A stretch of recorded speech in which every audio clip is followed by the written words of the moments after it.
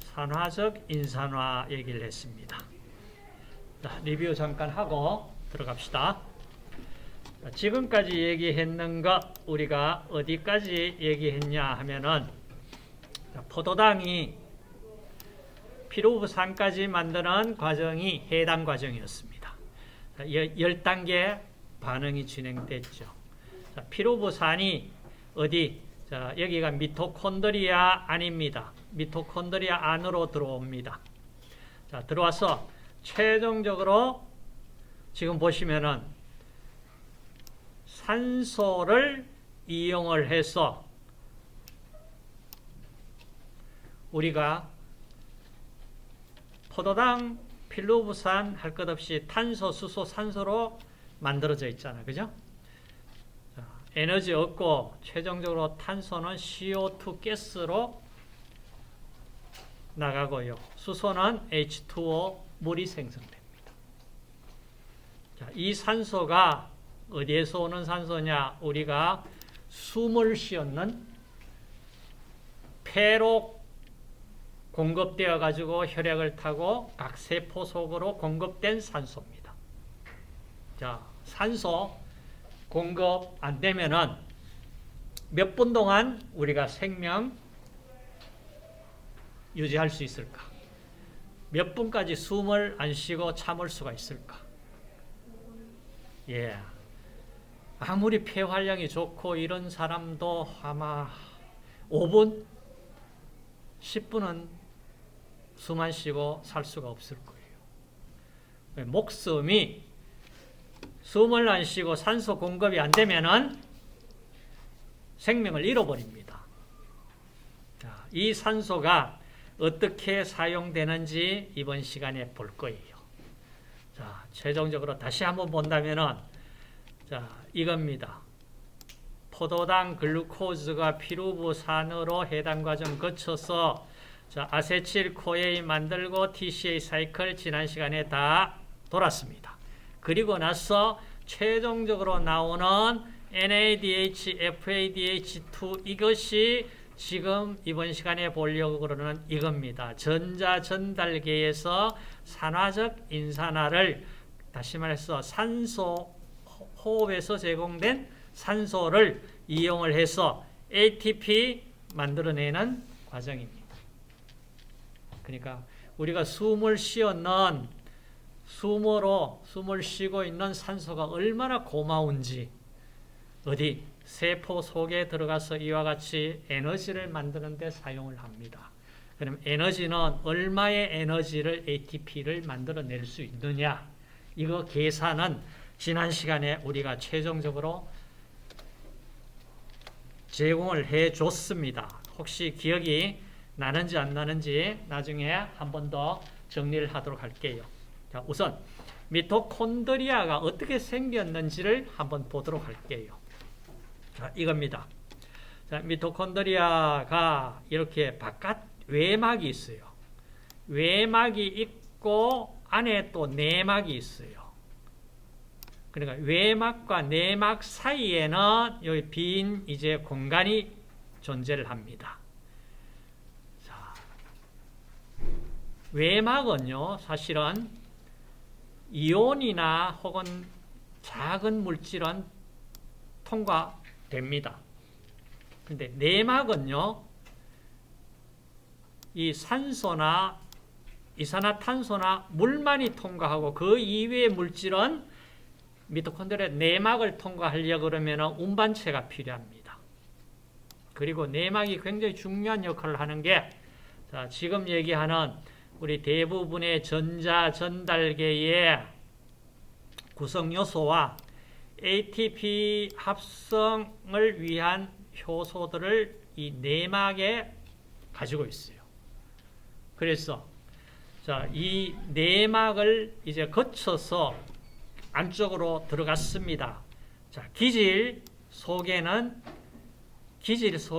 뭐가 있느냐? 자, 기질 속에는요, 이와 같이 피루부산 탈수소 효소가 있고요. TCA 사이클 구연산 회로, 지방산 베타산화, 그다음 아미노산 이런 것들 다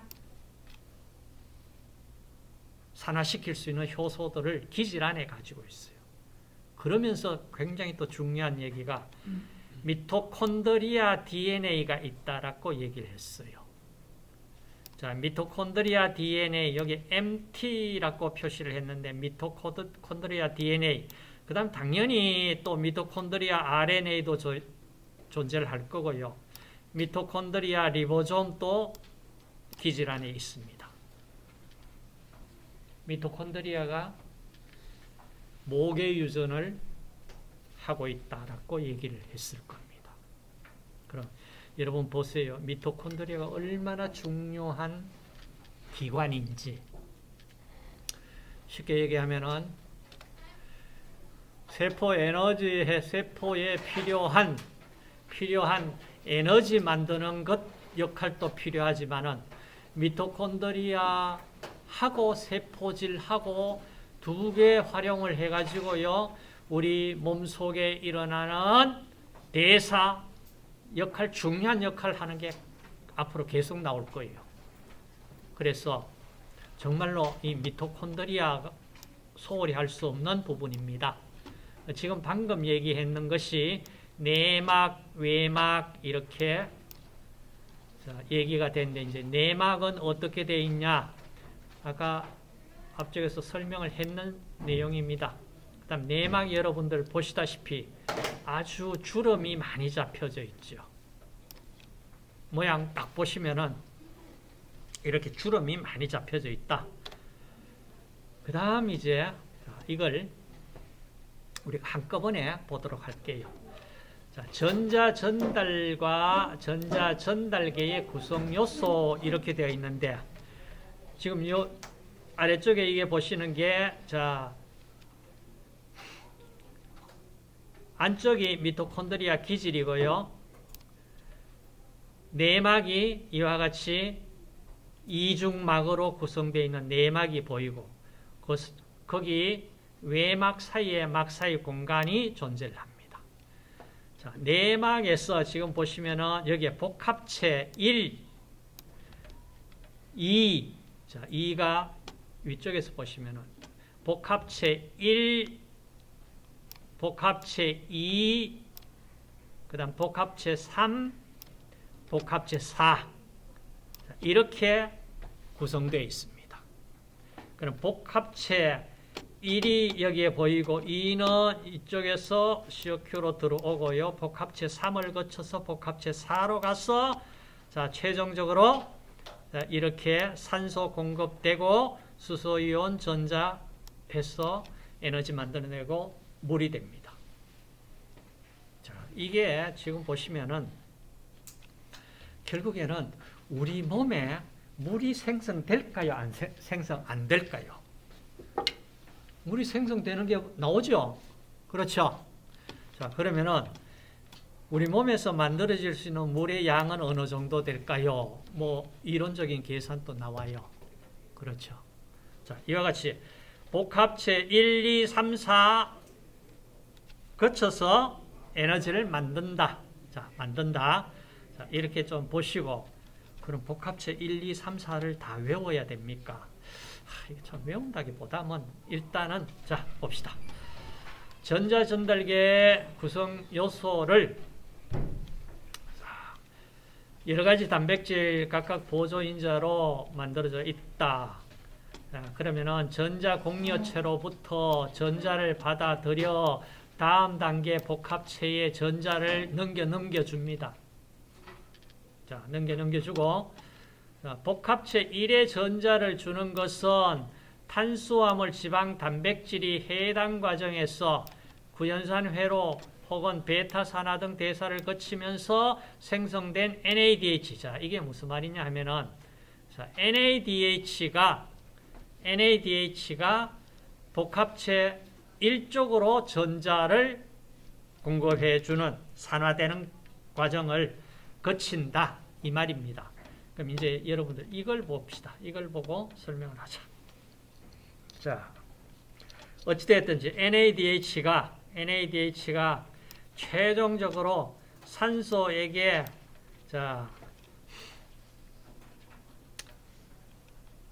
산소 공급되면서 에너지를 만들어낼 때가 이렇게 복합체 1에서 이만한 에너지를 얻을 수 있습니다. 1을 거쳐서. 그 다음 3을 거치고 최종적으로 복합체 2, 3, 4 거쳐서 만들어져 나온 최종 에너지를 합하면 어느 정도 되겠느냐? 이겁니다. ADP가 인산화 표준자유 에너지 해서 ATP가 되면은 약 한 7.3kcal/몰이 나온다. 이 얘기입니다.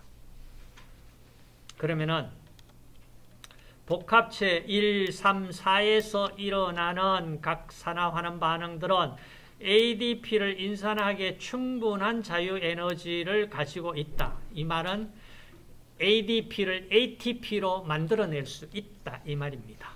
어찌됐든지 최종 ATP 만들어냅니다. 만들어내는데 여기에 보시면은 산화적 인산화라고 부른다. 이 지금 얘기를 산화적 인산화라고 부르는데 혹시 이 산화적 인산화 아니고요. 여러분 240페이지 한번 보시면은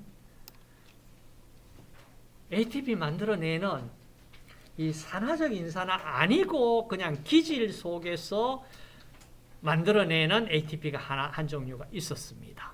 그거하고 구분해서 이 경우에는 산화적 인산화라고 이름을 부르겠다. 그 얘기인데 무슨 얘기인지 잘 모르겠으면은 일단은 204페이지를 한번 여러분들 같이 나중에 보도록 하시고요. 산화적 인산화는 이와 같이 여러분 산화라 그러는 게 뭐가 산화였습니까? 지금 여기서 산화는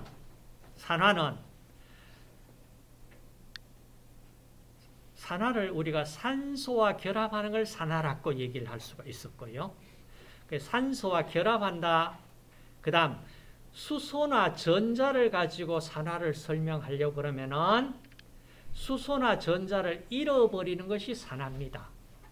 산소와는 결합하는 것이 산화고 잃어버리는 것이 그러니까 수소와 전자를 가지고 이제 산화 환원을 설명을 합니다. 그 과정이 지금 보시면은 여기에 NADH가 최종적으로 ATP 만들어냅니다. 이 ATP가 어떻게 만들어지는지 바로 수소 이온을 전자 이렇게 잃어버리는 산화 과정을 거치면서 이 컴플렉스 1, 2, 3, 4를 거쳐서 산화되어서 최종적으로 ATP를 만들어내는 과정입니다. 이 과정을 우리가 산화적 인산화라고 얘기를 한다. 그 다음 이거는 앞쪽에 우리가 미토콘드리아 내막을 출입하는 전자 전달계의 두 가지 셔틀 그러면서 앞쪽에 설명을 하나 했을 겁니다. 해당 과정에서 만들어진 NADH가 미토콘드리아 안으로 이게 미토콘드리아 안입니다. 세포질에서 미토콘드리아 안으로 들어오는 길이 두 갈래 길이 있었다.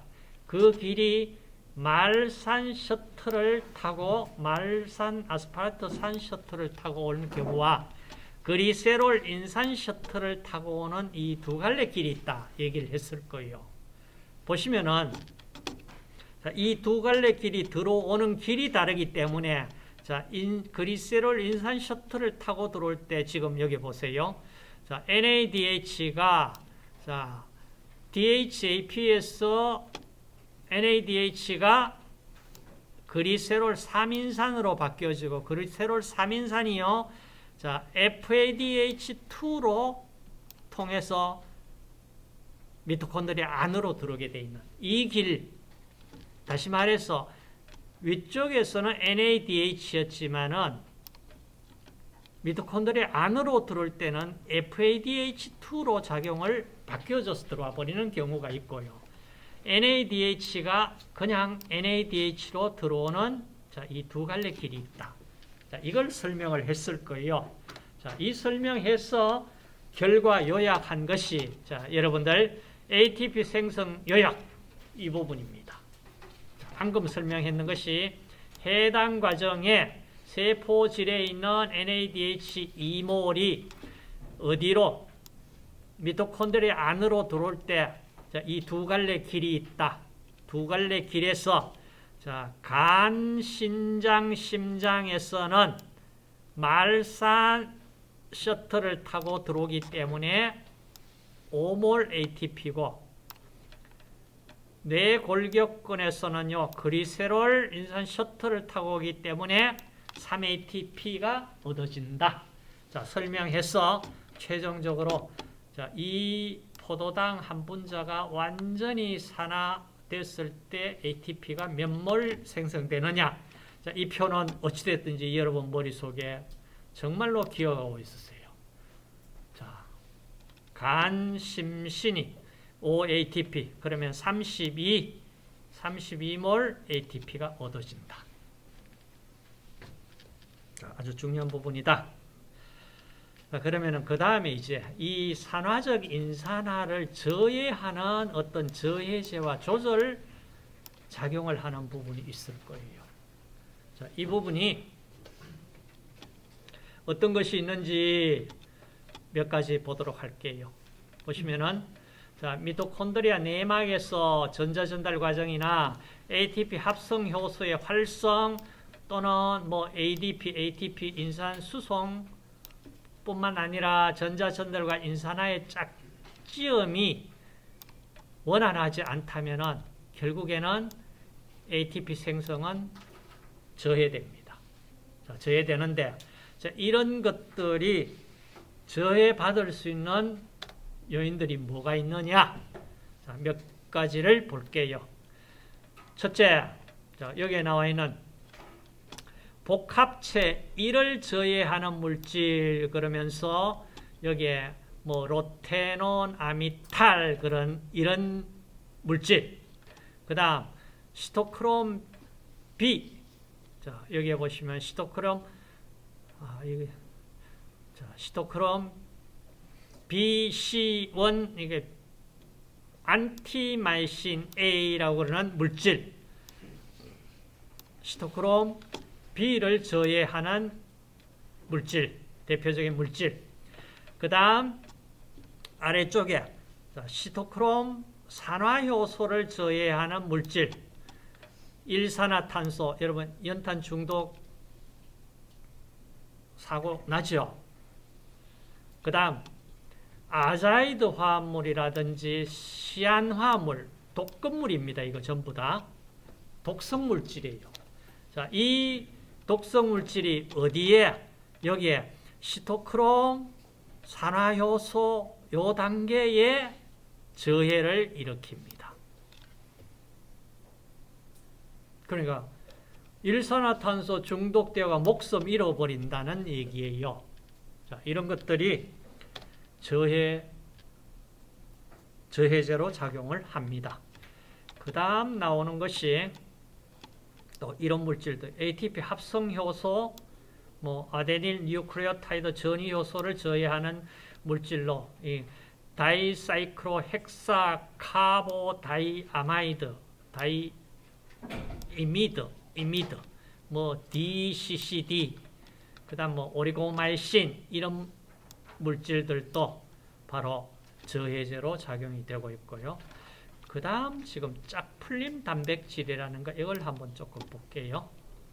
주로 갈색 지방 조직에 들어있는데 이 갈색 지방 조직에 저장되었던 중성 지방이 가수분해돼 가지고 생성된 지방산이 주로 짝풀림 단백질을 활성화시키는 이런 어떤 저해제로 작용이 됩니다. 자, 대표적인 게 여기 보시면은 뭐 이런 것들 짝풀림 물질로 2,4-다이니트로페놀 자, 이런 형태 물질이라든지 뭐 다이쿠마롤이라든지 카보닐 사이아나이드 자, 시안 자, 사이아나이드 파라 트리프로로 뭐 메톡시페닐 하이드라존 뭐 이런 물질들의 이제 짝풀림 화학 물질로 다시 말해서 우리가 산화적 인산화를 저해하는 물질입니다. 자, 저해하는 물질인데 그러면 이게 어떻게 저해를 하느냐 이런 작용 기전 메커니즘을 통해서 저해한다 얘기입니다. 자, 전자 전달을 통해 막사의 공간으로 펌프질된 수소 이온을 헛되이 다시 기질로 돌려보내 버린다. 다시 말해서 ATP를 만들어야 되는데 그 ATP 만드는 역할을 하는 게 아니고 그냥 ATP 생성을 하지 못하고 열로 발생시켜 버리는 이런 작용을 한다 이 말입니다. 열로. 자, 열로. 그럼 쉽게 얘기하면 뭐예요? 뭐 ATP를 얻어야 되겠는데 열 에너지로 에너지를 뭐 만들어 가지고 소비시켜 버린다 이 얘기입니다. ATP 만드는데 저해를 해 버린다. 자, 이런 얘기예요. 자, 그다음 나오는 것이 자, 우리가 산화적 스트레스하고 항산화 체계. 자, 이 부분 한번 볼게요. 자, 우리가 산소를 이용을 했습니다. 에너지 얻기 위해서. 자, 산소 이용했는데 이 산소를 사용하다 보니까요. 산소의 이 반응성이 굉장히 강한 산소종이 만들어집니다. 자, 이걸 피할 수가 없어요. 자, 이 피할 수가 없는 걸 이제 우리가 스트레스를 받게 돼요. 자, 무슨 스트레스? 우리가 원하는 산소 이외에 어떤 이제 세포에 해를 줄 수 있는 산소 화학종이 만들어진다. 이 얘기입니다.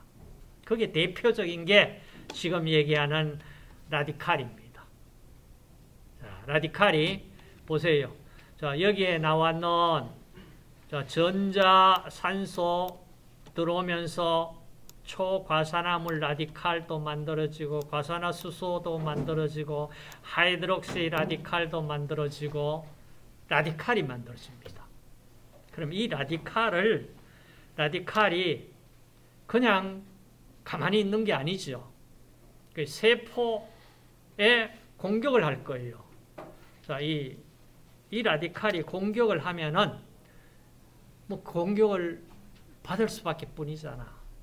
자, 이 라디칼을 우리가 없애주려고 그러니까 지금 얘기하는 어떤 항산화 시스템을 가지고 있어야 된다. 이 얘기입니다. 자, 이것이 물론 뭐 이 산화적 스트레스가 몸에 어떤 영향을 미치느냐. 자, 항산화 체계가 충분히 작동하지 않는다면은 이와 같은 산화적 스트레스로 인해서 뭐 다당류 분해라든지 효소 불활성화 시켜버린다든지 뭐 불포화 지방산 분해 심지어 DNA 절단 등도 초래할 수가 있다. 이런 주장입니다. 그 결과로 사실은 이 산화적 손상이 노화는 물론 염증 반응, 암, 동맥경화, 뭐 심근경색, 고혈압, 뭐 루게릭병, 신경학적 신경성 질환, 뭐 파킨슨병 및 알츠하이머 발병과 관련이 있다는 주장이 지금까지 거의 뭐 알려져 있는 정설이라고 보시면 됩니다. 그럼 이거를 어떻게 우리가 이런 유해 화학종을 최소화할 수 있겠느냐? 그게 문제잖아. 그죠? 거기에 이제 나오는 것이 우리 산화적 스트레스로부터 보호하기 위해서 생물체들은 자, 항산화 방어 체계를 가지고 있다 이 얘기예요. 가지고 있어요. 그럼 이 가지고 있는 것이 어떤 항산화 체계를 가지고 있느냐? 그거 지금 대표적인 얘기하는 이겁니다.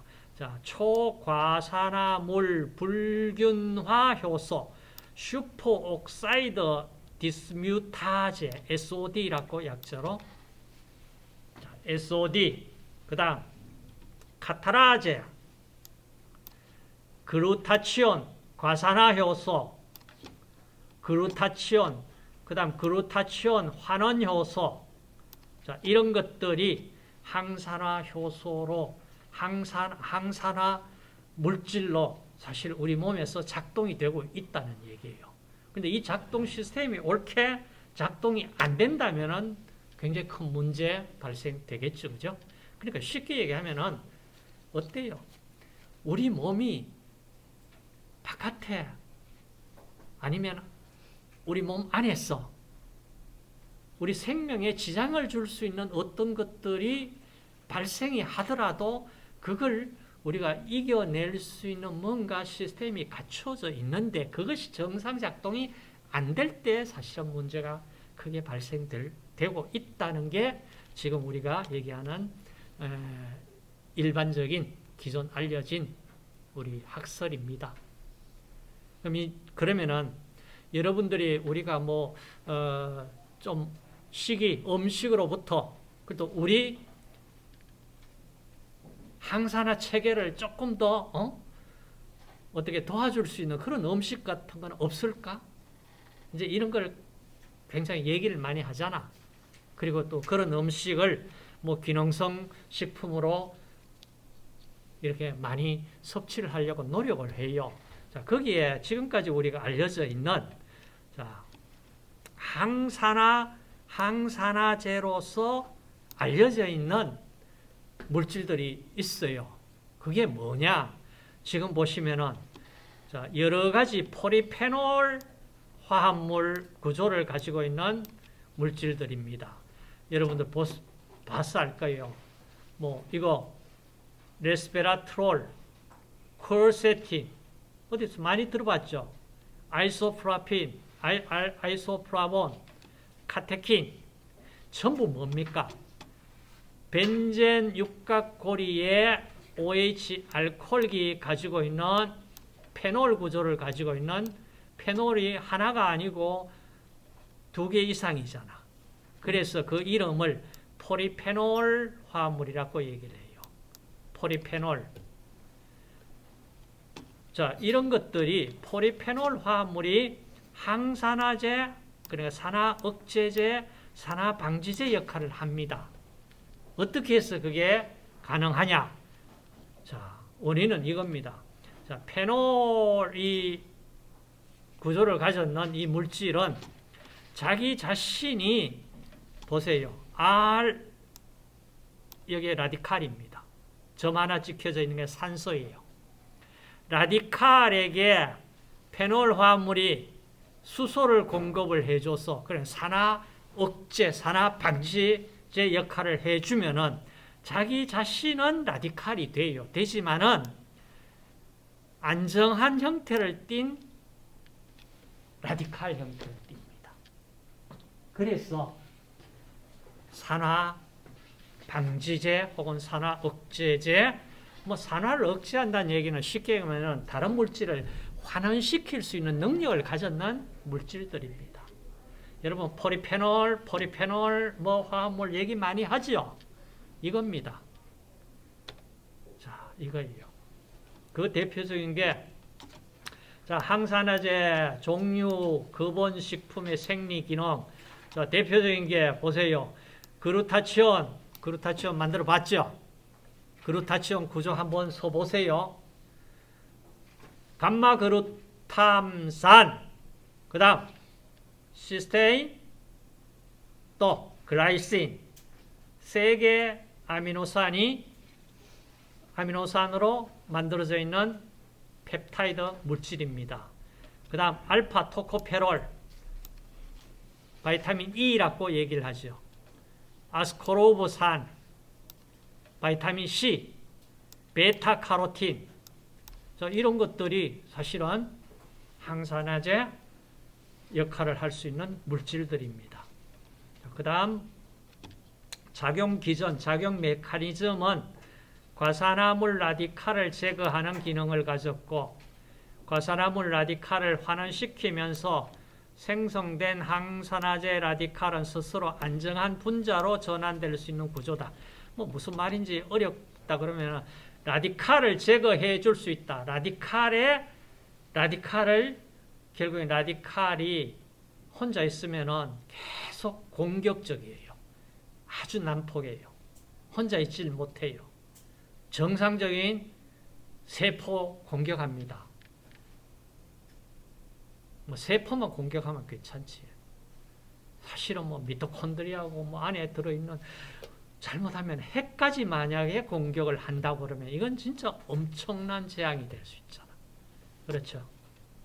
그 다음 지용성 항산화제, 뭐 수용성 항산화제 얘기가 있는데 이 얘기는 여러분들 뒤쪽에 계속 나올 때 그때 보도록 하시고, 자, 베타카로틴이 수용성일까 지용성일까? 여러분 딱 보시면 여기에 CH3 전부 탄소수소 뿐이지 여기에 물과 친화력이 있는 뭐 어떤 산소나 뭐 질소나 뭐 이런 것들이 보입니까? 안 보이잖아. 그러니까 이게 베타카로틴 지용성일 수밖에 뿐이잖아. 베타카로틴으로부터 바이타민 A 만들 수 있잖아. 그렇죠? 그래서 바이타민 A, D, E, K 보세요. 물에 안 녹아요. 지용성입니다. 그렇죠? 그 다음 아래쪽에도 또 토코페롤도 마찬가지입니다. 자, 토코페롤 보세요. 자, 알파 토코페롤인데 어디에? 여기에 OH 알코올기에 요 수소를 라디칼에게 공급해주고 자기 자신은 이 라디칼이 됐지만은 이거는 상대적으로 굉장히 좀 안정한 형태입니다. 근데 문제는 토코페롤이 라디칼로 존재해버리면 그 다음에 이 항산화력은 없잖아. 그렇죠? 소실돼요. 그런데 여기 보시면 바이타민 C가 다시 이 토코페롤 라디칼에 이 아스코르보산이 이 수소를 공급을 해주면 다시 토코페롤 라디칼이 토코페롤로 됩니다. 그럼 쉽게 얘기하면 아스코르보산 바이타민 C는 어때요? 토코페롤 라디칼을 토코페롤로 다시 만들어줘서 이 토코페롤이 또 항산화 힘을 발휘할 수 있도록 서포트해줘, 도와줄 수 있는 역할을 합니다. 그래서 지금 이 예를 항산화제가 혼자만 있는 게 아니고 누가 도와주면은 또 더 열심히 일할 수 있는 힘을 발휘할 수 있다. 그러니까 도와주는 걸 우리가 시너지스트라고 그래요. 우리말로 하면 뭐예요? 상승제 이런 용어가 나왔을 거예요. 자, 그러면 지금까지 우리가 미토콘드리아 안에서 산화적 인산화를 받고요. 그 산소 이용하기 때문에 산화적 인산화 과정에서는 그 라디칼 같은 이 스트레스를 낼 수 있는 물질들이 존재하고 그 항산화 체계가 정상적으로 잘 작동될 수 있도록 관리되어야 한다. 자, 이 정도로 우리가 요약을 한다면 되겠습니다.